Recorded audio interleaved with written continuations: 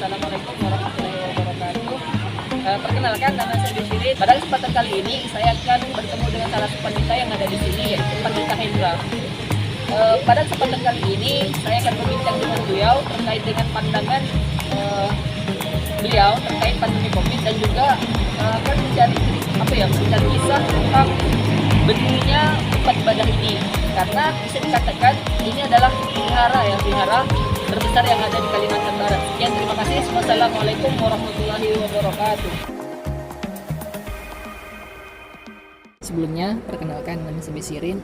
Saya dari Psikologi Islam YIN Pontianak semester 4. Nah, dalam hal ini akan ada beberapa pertanyaan dari saya terkait agama Buddha itu sendiri. Apa sih ajarannya gitu, Pak? Oh iya. Ya. Pertama, perkenalkan, nama saya Hendra. Jabatan saya sebagai pandita di vihara ini. Tadi saudara bertanya tentang agama Buddha. Iya. Ya, agama Buddha itu pertama kali muncul di dunia itu ditemukan oleh seorang pangeran di kerajaan India. Ya, nama pangeran tersebut adalah Siddhartha Gautama. Ya, beliau adalah seorang pangeran di kerajaan India. Tetapi pada waktu itu dia menyadari bahwa kehidupan di dunia ini adalah tidak kekal adanya. Oleh karena itu dia ingin mencari jalan untuk mendapatkan pembebasan dari kehidupan tersebut. Nah, maka dari itu dia melepaskan tata pangeran dia dan dia memutuskan untuk bertapa. Nah, dalam pertapaannya itu beliau juga mengalami banyak sekali rintangan, dan karena kerja keras beliau, jadi pada suatu hari pada saat malam purnama beliau mendapatkan pencerahan. Nah, jadi pada saat beliau mendapatkan pencerahan, maka beliau pun menyadari segala sesuatu yang berada di alam semesta ini adalah tidak kekal. Jadi beliau mulai menyebarkan agama Buddha, pertama dari kalangannya dulu, dari kerajaannya, kemudian baru beliau berjalan ke area-area lain. Oke. Nah, selanjutnya nih Pak, tadi kan udah sejarah dari agama itu sendiri. Terus untuk bangunan tempat ibadah ini pertama kali didirikan itu kapan, Pak? Kan bisa dikatakan ini salah satu vihara terbesar di Kalimantan Barat, Pak ya. Iya. Nah, itu dan juga pencetusnya siapa gitu, sehingga kok tempat ini berdiri itu. Agama Buddha itu kita tahu masuk ke Indonesia itu sudah lama, ya, di zaman pada saat itu zaman kerajaan Sriwijaya, ya, kemudian dan sampai saat ini masuk ke Kalimantan Barat. Agama Buddha itu sebenarnya banyak sekte-sektenya, ya. Ada dibagi 3 sekte besar, yaitu Tantrayana, Theravada, dan Mahayana. Nah, di vihara kita ini merupakan sekte Tantrayana, ya, masuk ke Kalimantan Barat ini pada awal tahun 1987, ya. Pada saat itu kita menumpang aula di sebuah vihara itu di depan supermarket Kaisar, namanya itu Vihara Sakyamuni. Nah, kita meminjam aula tersebut. Nah, tapi pada waktu itu dari tahun ke tahun perkembangan umat itu semakin ramai, dan akhirnya tempat itu kita rasa sudah tidak muat untuk menampung umat yang ada.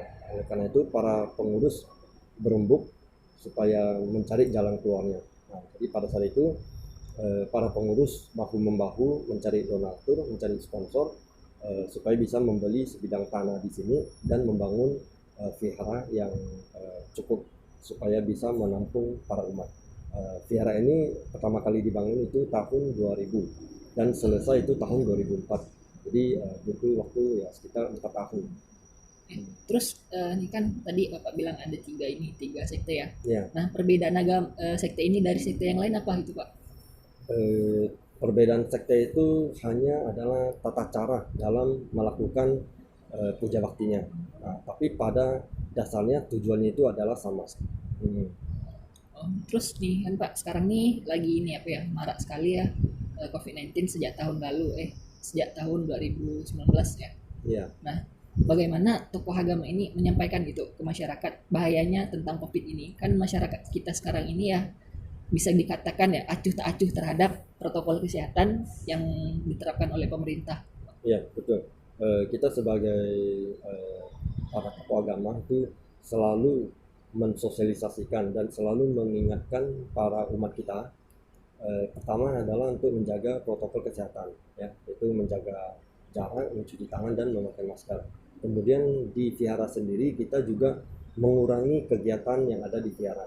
Ya, salah satunya adalah puja bakti yang kita lakukan secara rutin itu setiap minggu itu kita kurangi porsi umat yang datang. Jadi menjadi 30% aja.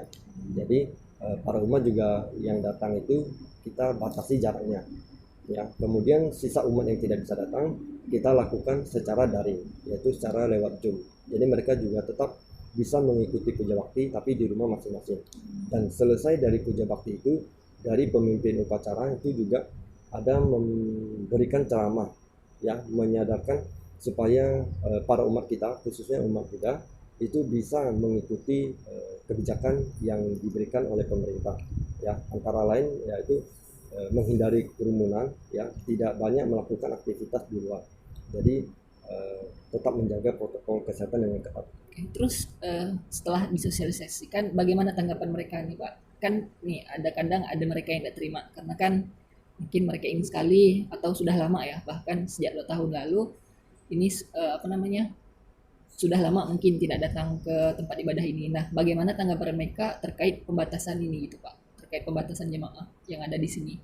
Iya, untuk umat-umat tersebut, yang pertama kan kita sudah melakukan puja bakti secara daring. Jadi mereka tetap bisa mendengarkan ceramah dan mengikuti puja bakti itu dari rumah mereka masing-masing. Nah, misalkan mereka ada online, mereka bisa mengikuti. Nah, dan kita juga selalu mengingatkan jika ada umat yang memang ngeyel, ya, ngeyel mungkin tidak mau pakai masker, mau beraktivitas di kerumunan, kita selalu ingatin bahwa di masa pandemi ini kalau kita yang kena itu kasihan juga dengan orang lain, kasihan juga dengan keluarga kita. Jadi kita tidak boleh mementingkan ego diri sendiri, tidak boleh egois, tidak mau mengikuti kebijakan pemerintah, karena kita tetap harus sadar kalau kita kena kita bisa menularkan virus tersebut ke orang lain maupun keluarga tercinta kita. Pertanyaan terakhir mungkin ya.